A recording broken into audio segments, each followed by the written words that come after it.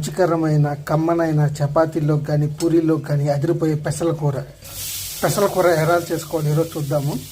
First కొంచెం oil butter వేసుకొని దాంట్లో జీలకర్ర, చెక్క, మొగ్గ, పచ్చిమిర్చి, ఆనియన్ వేసుకొని బాగా ఫ్రై చేసుకోవాలి. 5-6 అవర్స్ నానబెట్టుకొని ఒక 2 విజిల్స్ వచ్చేలాగా ఉడకపెట్టుకొని కొంచెం సాల్ట్ వేసుకొని బాగా ఫ్రై చేసుకుందాం ఆనియన్స్ని. కొబ్బరి, గసాలు, అల్లం, వెల్లుల్లి, నానబెట్టిన ఒక 15 క్యాష్యూ నట్స్ ఇవన్నీ కలిపి పేస్ట్ చేసుకోవాలి. ఇలా మీ గ్రేవీకి తగ్గట్టు 4-5 టమాటోస్ తోటి టమాటో ప్యూరీ చేసుకోవాలి. ఆనియన్ ఫ్రై అయ్యాక ఈ క్యాష్యూ పేస్ట్ వేసుకుందాము. ఈ క్యాష్యూ పేస్ట్ పచ్చివాసన పోయేదాకా ఫ్రై చేసి తర్వాత మనం టమాటో ప్యూరీ వేసుకుందాము. పచ్చివాసన పోయిన తర్వాత స్పైసెస్ యాడ్ చేసుకుందాం. కొంచెం పసుపు, 1 స్పూన్ కారపొడి, జీరా పౌడర్, ధనియా పౌడర్, గరం మసాలా అని 1 స్పూన్ వేసుకుందాం. ఈ గ్రేవీలోకి ఉడికించిన పెసలు వేస్తే కర్రీ రెడీ అయిపోతుంది.